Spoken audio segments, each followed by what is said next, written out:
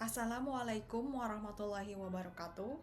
Perkenalkan, nama saya Cindi Ulima Zaneta, SPMP PhD, dosen tetap Prodi S1 Rekayasa Pertanian, Sekolah Ilmu dan Teknologi Hayati Institut Teknologi Bandung. Video ini merupakan bagian dari pernyataan diri dalam unjuk kerja Tridharma Perguruan Tinggi atau PDD UKT-PT untuk sertifikasi dosen tahun 2026, khususnya untuk aspek pengajaran. Pada kesempatan ini, saya akan menjelaskan secara singkat mengenai mata kuliah Teknik Pemulihan Tanaman yang saya ampuh sesuai dengan bidang keahlian. Mata kuliah ini ditujukan untuk mahasiswa semester 5. Mata kuliah ini membekali mahasiswa dengan dasar keilmuan dan keterampilan praktis untuk merancang serta melaksanakan program pemulihan tanaman secara sistematis, mulai dari pemahaman dasar genetika hingga penerapan metode konvensional dan molekuler dalam menghasilkan varietas unggul. Mata kuliah ini memiliki bobot 3 SKS, terdiri dari 2 SKS teori dan 1 SKS praktikum. Untuk teori diselenggarakan dalam 16 pertemuan tatap muka dengan rincian 14 kali materi dan 2 kali ujian, yaitu UTS dan UAS.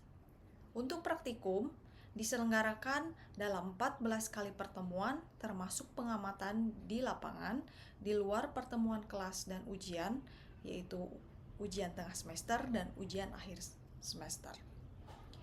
Mata kuliah ini membahas tentang konsep ruang lingkup dan sejarah pemulihan tanaman, prinsip dasar genetika dalam pemulihan tanaman, heritabilitas serta pendugaannya, seleksi dan kemajuan genetik, interaksi genotip dengan lingkungan, metode pemulihan tanaman menyerbuk sendiri dan tanaman menyerbuk silang, metode pemulihan tanaman molekuler, teknologi omics dalam pemulihan tanaman, teknik khusus pemulihan tanaman, dan pelepasan, produksi, dan perlindungan varietas. Adapun capaian pembelajaran lulusan atau CPL Prodi pada mata kuliah ini meliputi CPL 03, CPL 07, dan CPL 08 yang tertuang dalam RPS dan telah divalidasi oleh Ketua Program Studi. Capaian pembelajaran mata kuliah atau CPMK yang diharapkan antara lain CPMK 1, mahasiswa mampu mengidentifikasi dan melaksanakan eksperimen laboratorium untuk memperkuat penguasaan teknik pemulihan tanaman. CPMK 2, mampu menganalisis data untuk memperkuat penilaian tentang manfaat teknik pemulihan tanaman. CPMK 3, mahasiswa mampu memilih dan menyesuaikan metode dan atau alat terhadap permasalahan teknik pemulihan tanaman.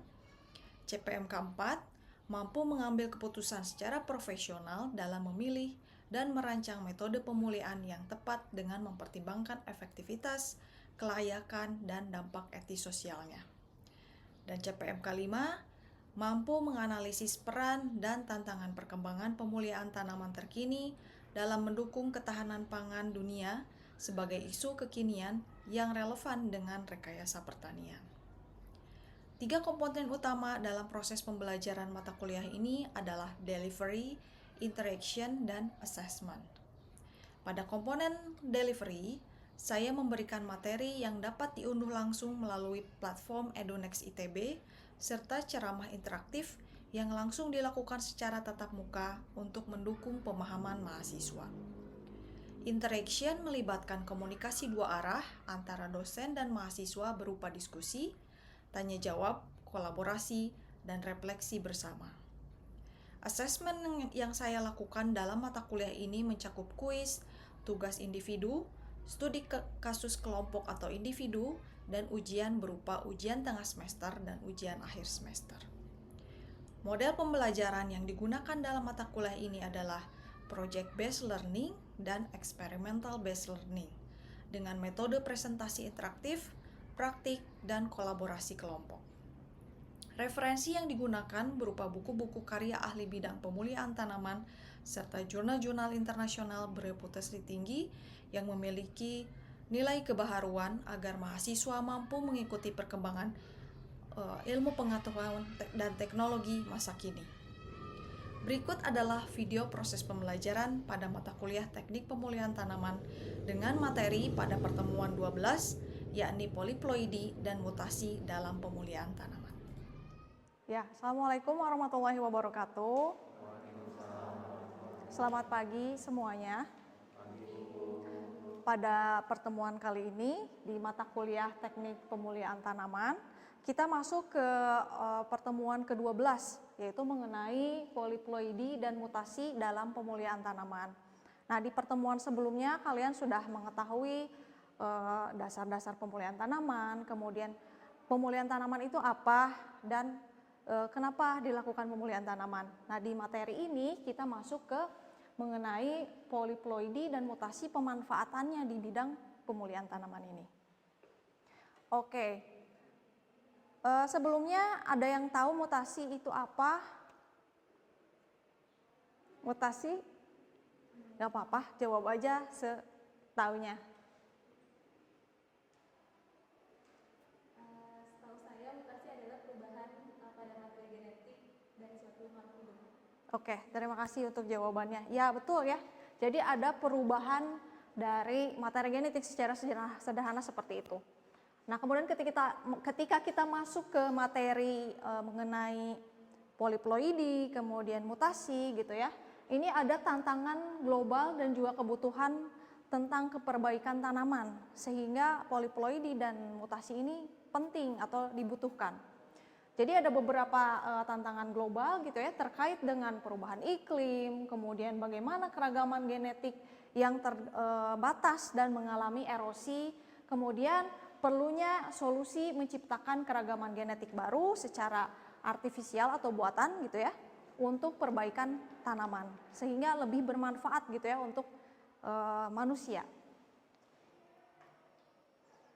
Nah, jadi peran poliploidi dan mutasi ini sebagai solusi dalam tantangan global yang tadi kita lihat di awal gitu ya, bahwa dengan poliploidi dan mutasi maka kita bisa memperoleh keragaman genetik yang baru, kemudian kita juga bisa memperoleh sifat agronomis yang unggul yang belum dimiliki oleh tanaman, kemudian terkait dengan perubahan iklim juga ini adaptasi cekaman gitu ya, ada cekaman bisa kekeringan, salinitas, kemudian terhadap cekaman abiotik juga gitu ya.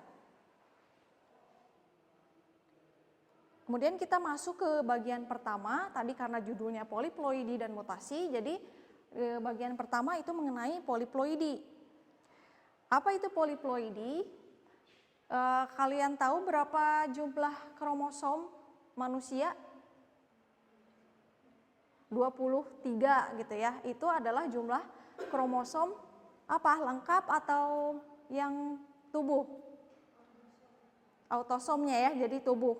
Kalau keseluruhan setnya itu set genom atau informasi genetik keseluruhan itu disebutnya atau simbolnya itu adalah X. Kalau tadi set kromosom yang tadi di awal saya tanyakan itu N gitu ya, berapa N, apakah 2N atau N gitu. Nah, kalau poliploidi ini kaitannya dengan whole genome atau keseluruhan informasi genetik dari suatu individu atau suatu spesies gitu ya. Nah, poliploidi ini adalah kondisi di mana suatu organisme memiliki lebih dari 2 set kromosom lengkap atau 2X. Jadi kalau set kromosomnya misalnya 2N, 2N-nya tadi 23 gitu ya, manusia N-nya itu adalah 46, tapi kalau berkaitan dengan X gitu ya, atau ini dalam sel somatiknya itu bisa melebihi atau kurang gitu ya, bisa 2X atau yang normal gitu ya, atau tetraploid 3X, tetraploid 4X, triploid 3X dan seterusnya.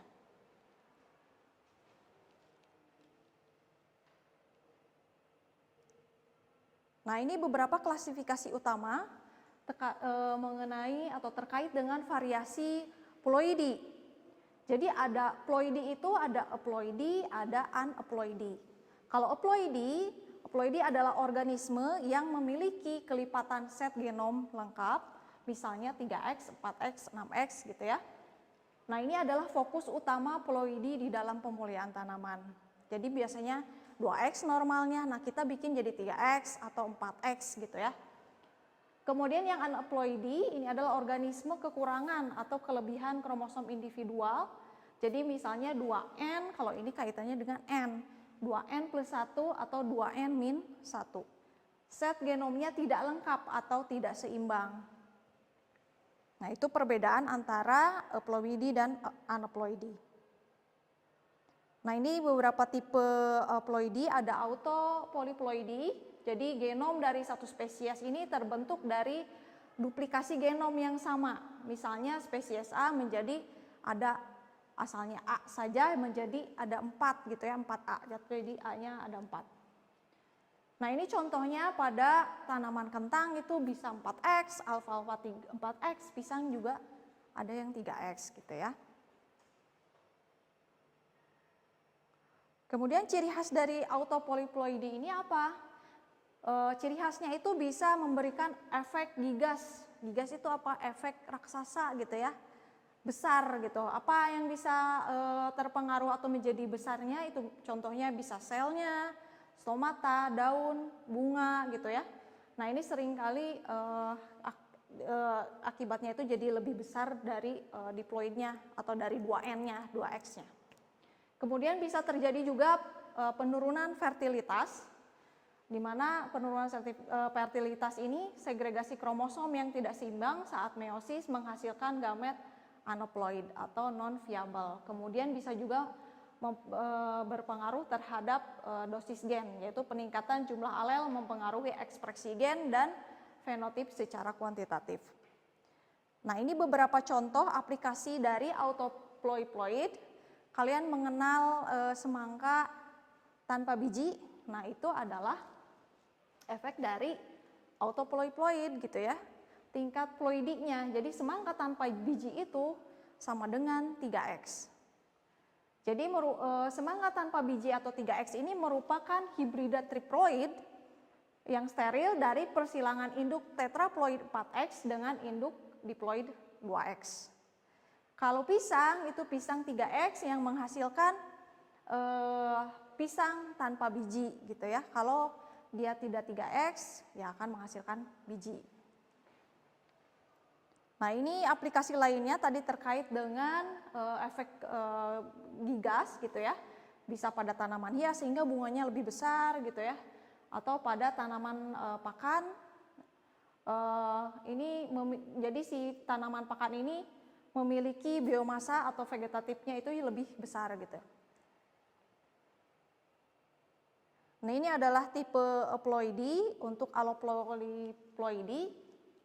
Jadi genom dari spesiesnya ini berbeda, di mana awalnya itu dibentuknya dari hibridisasi atau persilangan dulu gitu ya, antar 2 atau lebih spesies yang berbeda.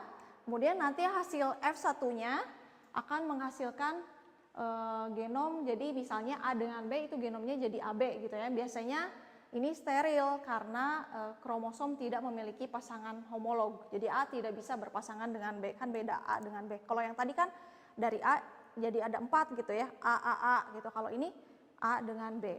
Nah, penggandaan ini menciptakan ampidiploid di mana ada double A dan B. Nah, di mana setiap kromosom ini sekarang memiliki pasangan. Tadi kan dia tidak bisa gitu ya, kalau AB saja kemudian digandakan jadi berpasangan untuk memulihkan fertilitasnya. Contohnya itu pada gandum, kapas, tembakau gitu ya. Nah, ini ada beberapa contoh atau studi kasus gitu ya terkait dengan polyploidy. Ini bagaimana terjadinya evolusi pada gandum roti sampai kita sekarang mengenal gandum yang kita konsumsi saat ini gitu ya. Jadi evolusinya itu gandum itu kan Triticum aestivum dengan ploidinya itu 6X. Kemudian evolusinya itu terjadi 2 langkah. Ada yang dari persilangan spesies liar, kemudian tadi terbentuk hibrida F1. Nah, kemudian terjadi penggandaan secara alami sehingga keturunan yang sekarang ada itu menjadi 4X dan ini fertil gitu atau subur, bisa bereproduksi. Kemudian studi kasus lainnya adalah pada Brassica. Jadi studi kasus ini disebut sebagai segitiga U. Nah, terdapat 3 spesies diploid gitu ya, leluhur dari Brassica. Brassica itu kan banyak jenisnya gitu ya. Nah, leluhurnya itu ada 3 yang dari zaman dulu gitu ya. Nah, 3 spesies ini mengalami hibridisasi secara alami gitu ya, perkawinannya secara alami. Kemudian terbentuk 3 spesies Alloploidi yang menjadi Brassica budidaya saat ini. Jadi Brassica rapa, Brassica nigra, Brassica oleracea. Atau yang Brassica oleracea ini adalah kubis atau brokoli gitu ya. Jadi ini adalah yang kemudian dari sini ini kan nenek moyangnya menghasilkan berbagai 3 jenis Brassica lainnya. Kemudian ini adalah studi kasus selanjutnya, ini pada Triticale. Jadi Triticale ini Alloploidi buatanin manusia pertama yang berhasil secara komersil. Jadi ini persilangan atau hibrida gandum gitu ya. Kemudian dan juga gandum hitam. Nah, kemudian diperoleh hibrida F1 dan digandakan dengan bantuan atau mutagen kimia yaitu colchicine. Jadinya Triticale hexaploid yaitu 6X. Jadi udah persilangan gitu ya, kemudian digandakan lagi menggunakan colchicine.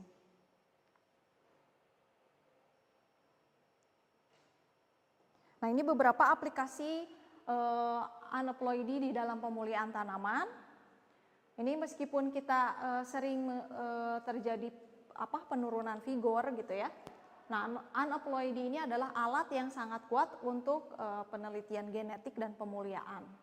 Karena bisa memetakan gen juga gitu ya, menggunakan galur nulisomik, tetrasomik untuk menentukan lokasi gen pada kromosom spesifik. Kemudian bisa juga substitusi kromosom gitu ya, memindahkan satu kromosom utuh dari satu varietas ke varietas lainnya. Dan ini ada contoh klasik lainnya terkait dengan ketahanan terhadap karat daun dari Aegilops umbellata atau kerabat liar dari gandum yang menggunakan galur adisi substitusi aneuploid. Nah, bagaimana mekanisme pembentukan ploidi yang tadi gitu ya? Tadi kan beberapa studi kasus dan contoh-contohnya. Bagaimana mekanismenya? Sebenarnya tadi sudah terlihat gitu ya bahwa ada melalui persilangan, kemudian bisa juga dengan bantuan tadi ada mutagen gitu ya. Nah, jadi pertama kita secara alami, bisa secara alami, jadi gametnya itu tidak terinduksi, di mana hal ini terjadi karena adanya kegagalan meiosis untuk menghasilkan gamet diploid gitu ya, harusnya 2N nih, tapi dia mengalami kegagalan selama proses meiosis sehingga jadi 2N plus N jadinya 3X gitu ya, atau 2N plus 2N jadi 4X. Jadi tetraploid atau triploid gitu ya. Kemudian bisa juga penggandaan somatik secara alami, di mana duplikasi kromosom spontan ini di jaringan meristematik yang kemudian berkembang menjadi cabang tadi poliploid. Nah, selain itu bisa juga dengan aplikasinya itu atau pembentukan poliploidi ini dengan induksi buatan. Jadi penggunaan zat kimia seperti colchicine tadi ya, atau misalnya dinitroanilin untuk mengganggu pembelahan sel. Jadi kaitannya dengan pembelahan sel gitu ya kalau poliploidi ini. Nah, tadi disinggung mengenai colchicine. Jadi colchicine ini adalah yang mengganggu tadi proses pembelahan sel gitu ya pada mitosis. Jadi dia sifatnya itu toksik, tapi dia bisa menggandakan jumlah kromosom. Nah, ini merupakan inhibitor mitosis yang kuat, kemudian mekanismenya mencegah pembentukan mikrotubulus atau benang spindle. Jadi kan selama mitosis itu ada pembentukan benang spindle.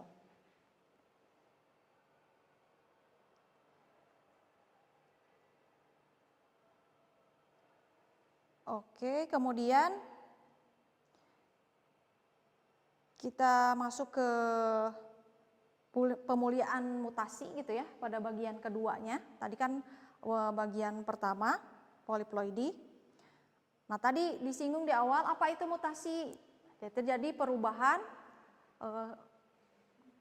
materi genetiknya gitu ya, struktur genetiknya. Jadi mutasi itu perubahan mendadak dan dapat diwariskan pada materi genetik suatu organisme. Jadi mutasi ini dengan terjadinya mutasi maka keragaman organisme itu menjadi luas gitu ya. Ini penyebab utama atau sumber utama dari semua keragaman genetik itu karena adanya mutasi. Kemudian mutasi ini bisa dimanfaatkan di pemuliaan tanaman gitu ya. Jadi pemanfaatan mutasi buatan ini dengan cara menginduksi gitu ya untuk menciptakan varietas tanaman baru yang unggul. Tujuannya memperbaiki satu atau beberapa sifat spesifik pada varietas unggul tanpa mengubah latar genetiknya. Jadi latar genetiknya tetap sama gitu ya, tapi terjadi perubahan sifatnya. Nah, mengapa pemuliaan mutasi ini menjadi penting? Karena tadi bisa meningkatkan keragaman genetik gitu ya, dari keragaman yang sempit menjadi luas, kemudian memperbaiki sifat spesifik, bisa misalnya mau memperbaiki beberapa kelemahan gitu ya pada sifat tanaman, kemudian bisa juga sebagai solusi tanaman vegetatif. Jadi metode praktis untuk memperbaiki tanaman klonal atau tanpa biji. Kemudian bisa memutus pautan gen juga dengan mutasi. Jadi bisa memisahkan linkage gen baik gen baik dan gen yang buruk gitu ya. Kalau ada pautan antara gen yang baik dan yang buruk bisa dengan induksi mutasi itu bisa juga dipisahkan gitu ya. Karena kalau melalui persilangan itu susah gitu ya. Jadi dengan mutasi bisa dipisahkan. Ini ada beberapa tipe mutagen. Jadi agen yang memberikan atau mempengaruhi menyebabkan mutasi itu disebut sebagai mutagen. Ada mutagen fisik, ada mutagen kimia. Nah, ini mutagen fisik. Contohnya misalnya radiasi gitu ya, bisa dengan sinar X, sinar gamma, neutron, kemudian sinar UV juga bisa. Nah, untuk mutagen kimia, ini mutagen kimia kategori utamanya ada agen alkilasi, misalnya MS, MMS gitu ya.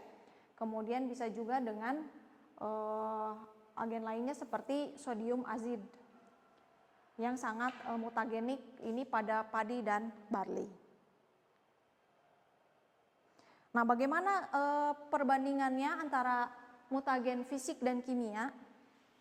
Ternyata secara sifat mutagen fisik ini cenderung